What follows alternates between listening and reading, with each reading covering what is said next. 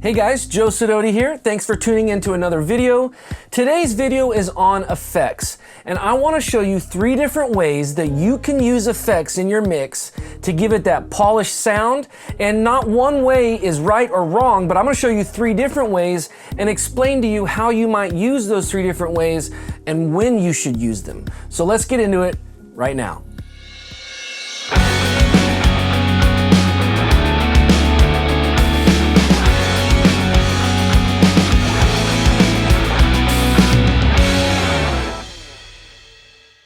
All right, let's dive into Pro Tools. Here is a session that I've got. It's starting to get a little cooler here, and so I'm already kind of getting in the Christmas vibe. Forgive me. So I brought up an old Christmas song that I had mixed, and the first way that I want to show you how to use effects is kind of the more traditional way.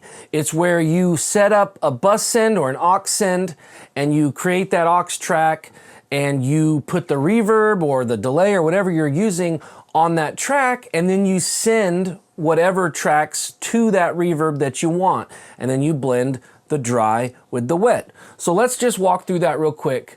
Let's bring up the drums, and by the way, you're not going to see my mouse soloing and muting because I've got a control surface here, and it's just much easier for me to use that.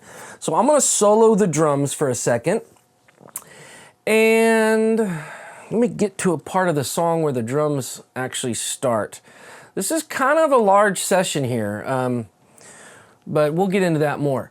All right, drums. I've got all my drums. I've got 3 different kicks, 4, 5, 6 different snares, hats, toms, overheads, a slam bus, and then here's my snare verb, and then I have a tom verb.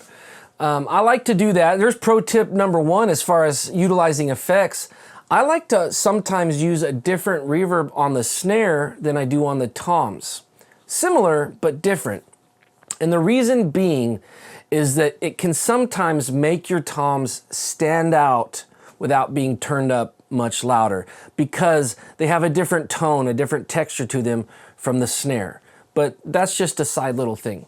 So what I've got is this snare verb coming in an input that a bus that I've created called snare verb effects, and anything over here, here's my kick 2, I'm actually sending to a little bit of snare verb, and then this snare, this one's bypassed, this snare are all going to that snare verb, and then here my toms are all going, I'm sending to the tom verb effects. So here's this track getting the tom verb send. I'll show you, this is the snare verb reverb that I have. Classic. This just sounds good. A little on the long side on this song, you'll see why. It's got a lot of space, so 1.2 seconds on that. And then my tom verb is this, a little bit shorter. It's a chamber. So there you have it. Let's play the drums. And I'm going to, let me click command so that these, you're not hearing those verbs. And let's mute them. I'm just gonna play a little bit of the drums real quick.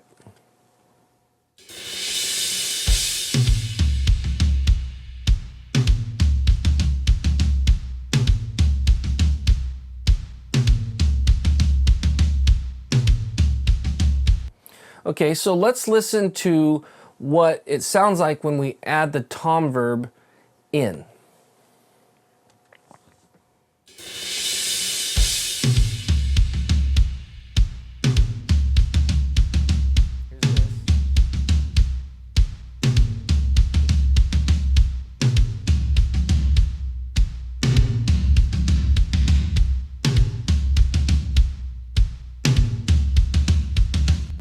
So this is the first way, this is the traditional. You would set up a send. There it is. And I'm sending it post fader, not pre-fader. So if I lower the volume of the tom, it lowers the send relatively to that volume to the tom verb. It really doesn't get much more straightforward than that. Here's another example of that. Let's get to a spot where there's some snare drum. Here we go. This will work. And let's do the same thing. Let's listen to the drums with the snare, but without the snare verb.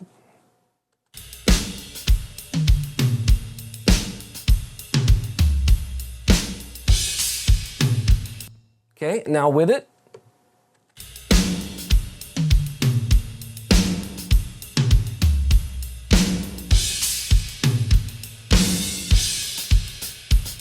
So all I did was send the snare.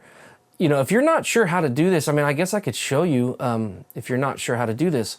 Basically, you're gonna create a new track, Command Shift N, and I'm gonna create a stereo aux input, okay? And I can call this, you know, verby. Okay, there's my verb.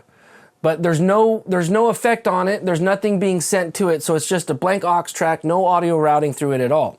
First thing I need to do is choose what bus I'm gonna tell it is its input. So I'm gonna come to my buses and let's just say I'm gonna pick this S drums bus. Okay, so it's gonna get that as the input. So I've got to send something to that aux track via that bus. But before we do that, we actually have to put the effect on the bus that we want. And so I'm just gonna come here, I'm gonna go reverb, and we'll just do a real basic deverb. Okay, cool. Now, when you're using this method, the aux send method, you want your reverb to be 100% wet. Okay, that's the key. Most of these by default come at 100% wet. And so just know I'm gonna lower that, whatever that is, and turn this up so we got a full input. Now that I have that, all I have to do is go to one of my tracks, and in this case, let's choose this kick number 3, since there's no send on that. I wouldn't probably do this, but I'm gonna send it to that bus send, boom. Now I have my preference set that the fader is automatically at 0, the pans follow the main pan, and it's post fader. So I don't have to turn it up and do all that.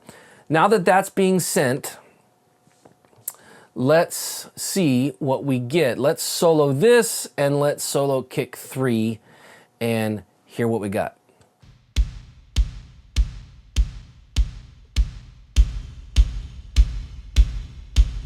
So we get the big chamber. Let me mute the send.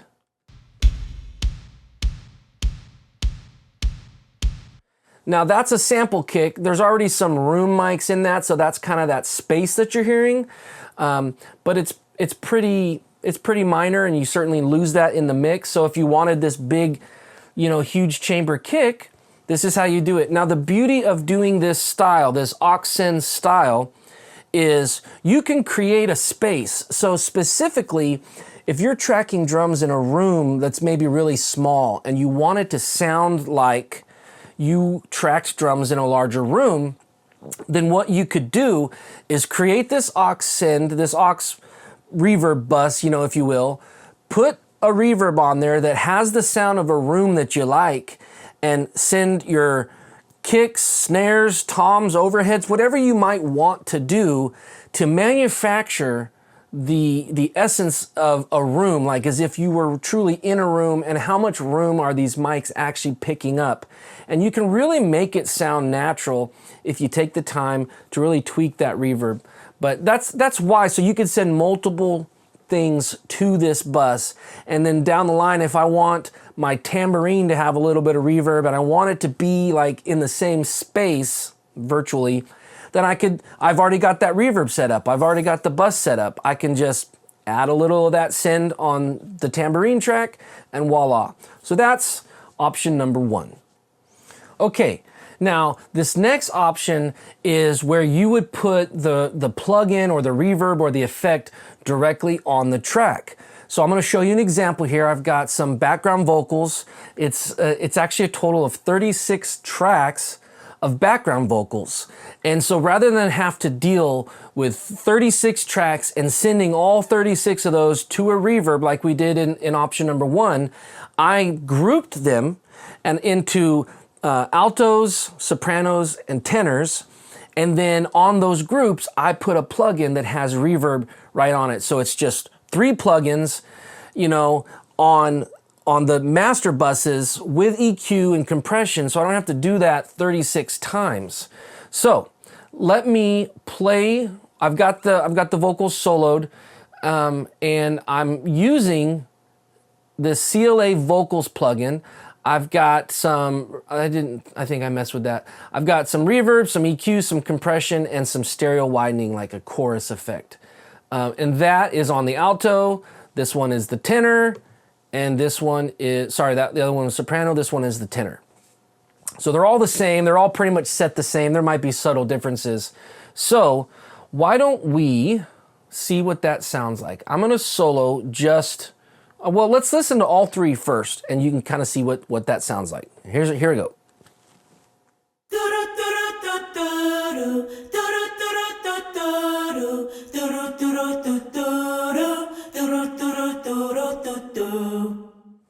Okay, and then let's bypass them and see what that sounds like.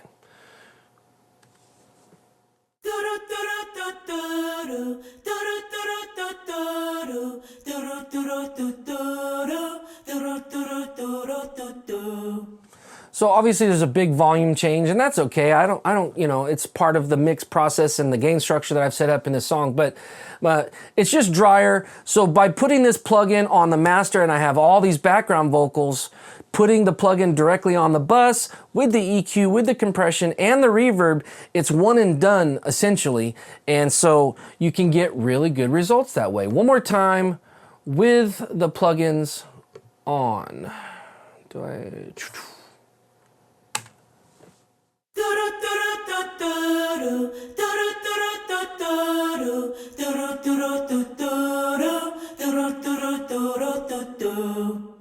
Cool. Now, I'm actually using 2 methods on these background vocals on this intro part. I'm using method number 2, which is to put the plugin right on the track, but I'm also using a little bit of method 1. So not only am I putting the plugin on the track, I'm actually sending to some other effects as well in the more traditional way. So I'm going to make sure that you can hear those. And now let's hear what it sounds like all together.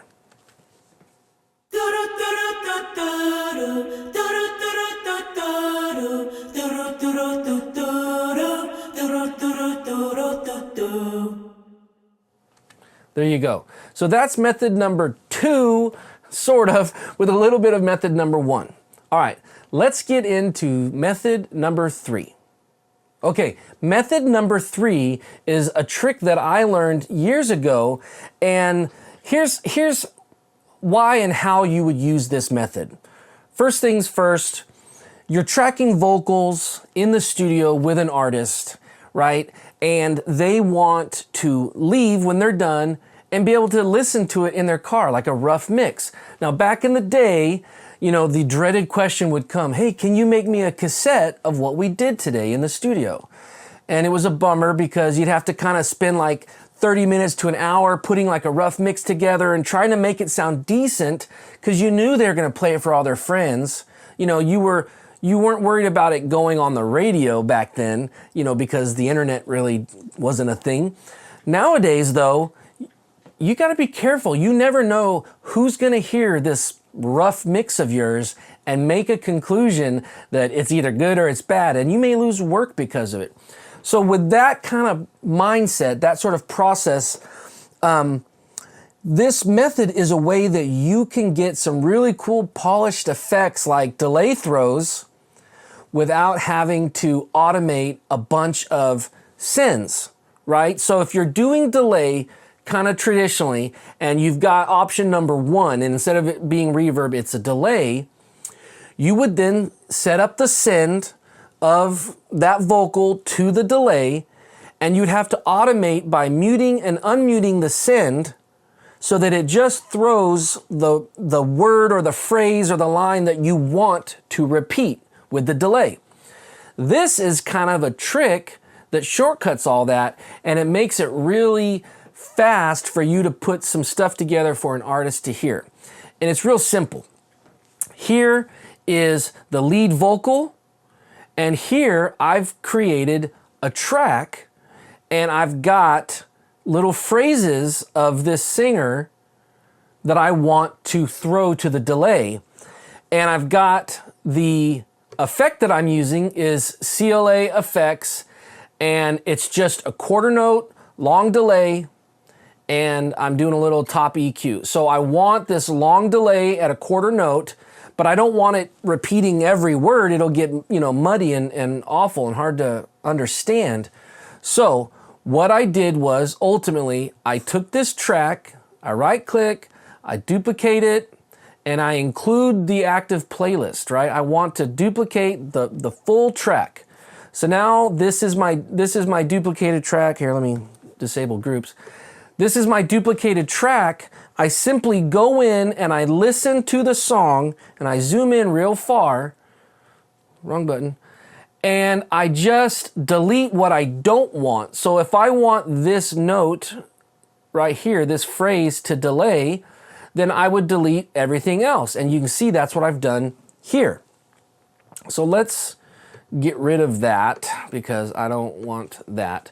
So that's what I did. So I took the words and the phrases that I wanted to throw to the delay, and I put the delay effect right on that track at 100%. And so this is what you get. Let's listen to that. I think we'll hear this. Oh, so lift up your voice, sing out his praise. Born is the King, rejoice in the day. Yeah, make a joyful sound. You get it? So all I had to do real quickly, while the singer's packing up their backpack and they're finishing their coffee, I'm in here in the control room, and I can duplicate their audio track. I can then start just highlighting notes that I want, deleting what I don't want, and then quickly blend that together so that I've got some quick throws to delays that make it sound more polished, because the artist wants to hear what you did that day, but they also want to be wowed, and they want to hear what it's ultimately going to sound like. And it's really hard to tell someone, well, it's going to sound good later, you know, I mean, once we mix it. And that's true. You are going to do a bunch of stuff in the mix, but this is a great trick and tool to put some of these delay throws for a vocalist who wants to hear the song kind of like it's going to sound. And it really doesn't take long at all, because you're actually being able to see the words, see the phrases, and delete everything else. And then all you got to do is get the level matched and right, and it sounds good. So here's what that sounds like with everything in. Do I have it? There we go. Boom, let's scroll here and let's play from that same spot.